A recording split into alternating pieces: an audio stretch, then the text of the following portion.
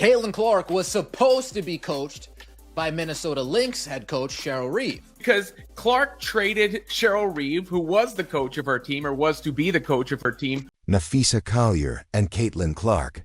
And yes, their coaches got traded. No, not a single player was exchanged during the draft, but somehow their coaches were. It's still wild to process that Clark actually pulled the trigger and traded a coach after Caitlin Clark made one of the boldest and most unexpected moves in the 2025 WNBA All-Star Draft. The league was left in shock.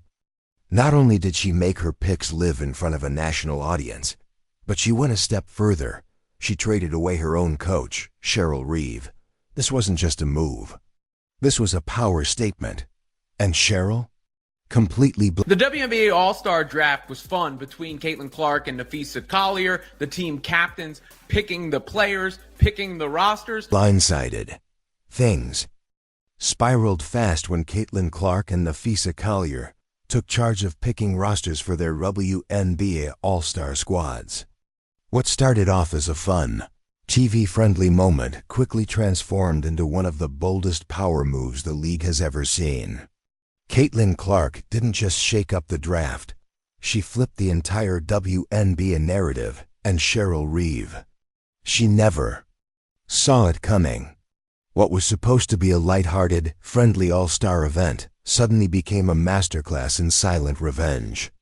At the most unexpected moment of the night, Caitlin Clark was supposed to be coached by Minnesota Lynx head coach Cheryl Reeve. Caitlin Clark made the boldest play. Not by trading a pick. Not by trading a player. She traded her coach. At first, Clark was assigned to legendary Minnesota Lynx coach Cheryl Reeve, the same coach who led Team USA, the very team that publicly left Clark off the roster. And then, of course, Reeve is Collier's head coach for the Minnesota Lynx, so that makes sense.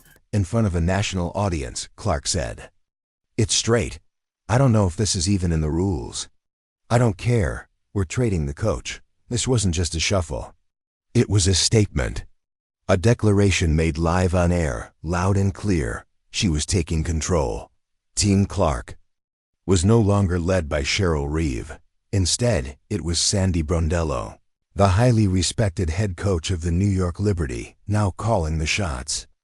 On the other side, Napheesa Collier, who plays under Cheryl Reeve for the Minnesota Lynx, didn't hesitate. She accepted the coach trade instantly. There was no pushback, no hesitation. But don't mistake this trade for a comfort move or some lighthearted twist. This decision had nothing to do with strategy and everything to do with history, specifically the rocky history between Caitlin Clark and Cheryl Reeve. It's no secret that Reeve has been publicly critical of Clark. In the past, long before the draft night drama, Reeve had stirred controversy on social media, questioning the level of attention Clark was receiving compared to other WNBA players. She never said Clark was bad, but the message was clear. Reeve didn't buy into the hype. Her tone was sharp. Her posts implied that the media had overblown Clark's impact, that her fame wasn't entirely earned. And even after some of those comments were quietly deleted, the damage was done. Then came the book by renowned journalist Christine Brennan, which implied that Reeve might have played a behind-the-scenes role in Clark being left off the 2024 Olympic roster, a decision that shocked fans and ignited an even bigger debate online. Reeve denied involvement, but let's be real, most fans didn't believe her. So, when Caitlin Clark walked onto the All-Star draft stage and without blinking, traded away her own coach, the message was deafening. This wasn't just a bold move. This was a personal response. She didn't trade a player. She didn't shift a pick. She traded her coach. And the best part? She did it calmly, effortlessly, and with a subtle smile. There was no frustration. No heat. Just cool, calculated control. Clark didn't raise her voice. She didn't deliver a dramatic speech. She simply looked into the camera and said, "I don't know if this is even in the rules, but I don't care. We're trading coaches." That moment became the defining headline of the night. It wasn't about roster building. It was about reclaiming power. Clark made it crystal clear. She wouldn't be sitting beside someone who had never truly supported her.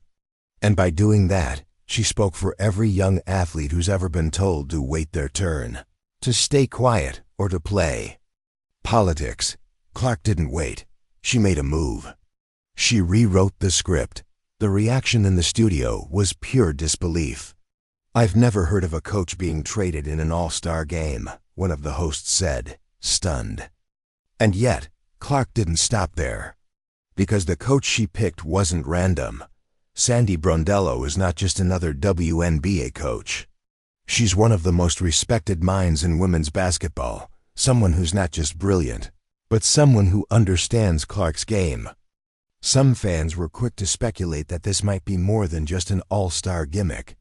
Could Brondello be setting the stage for something bigger? A subtle move toward recruiting Clark to New York? With the Liberty already building around stars. Like Sabrina Ionescu, bringing in Clark to share the backcourt could be a franchise-defining move. Now, thanks to this coach swap, Brondello gets a front-row seat, coaching both Sabrina and Caitlin on the same team.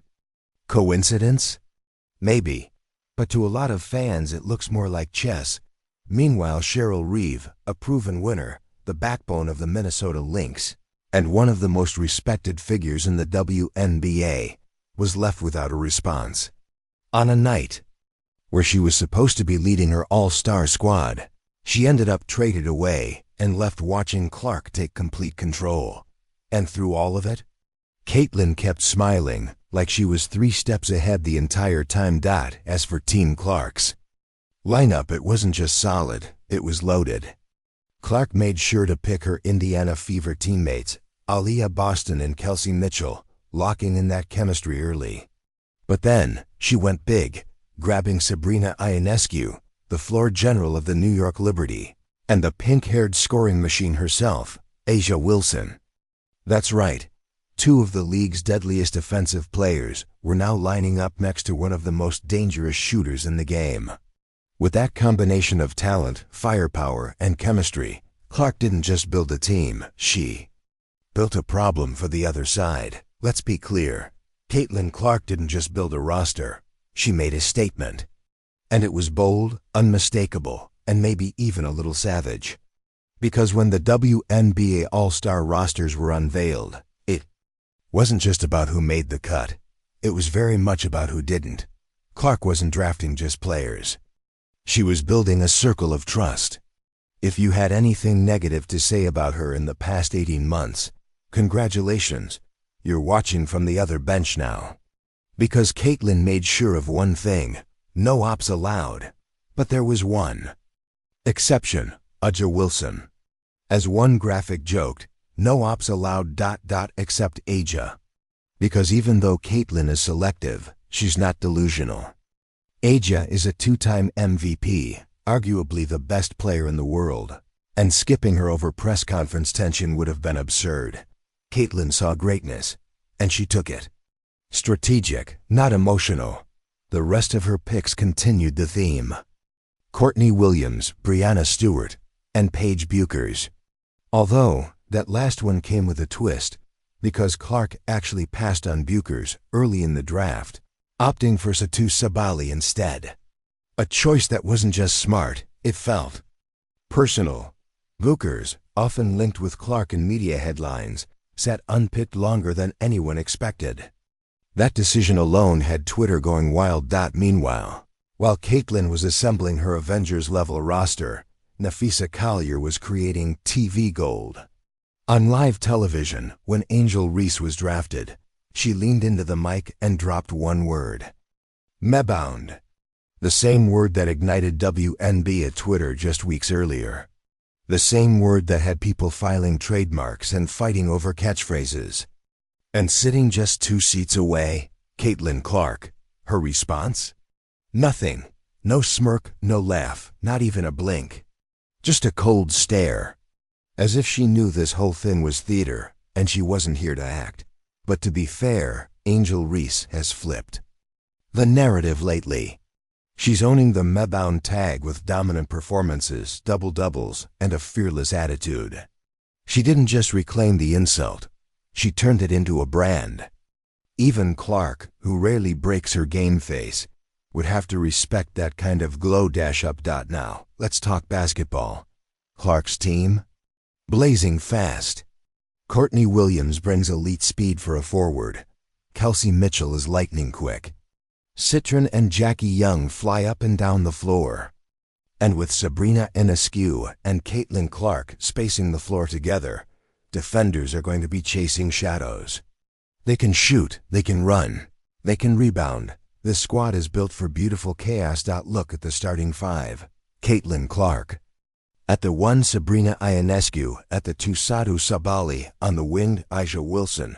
Holding down the front, Alia Boston as the anchor in the paint. That's not just good, that's scary. You've got spacing, speed, strength, and shot asterisk creation at every single position. And she didn't forget about the bench. Kelsey Mitchell is a flamethrower. Gabby Williams brings tenacious defense. Citron's a slasher-shooter hybrid. Kiki is athletic and explosive. Jackie Young, a dark horse MVP contender.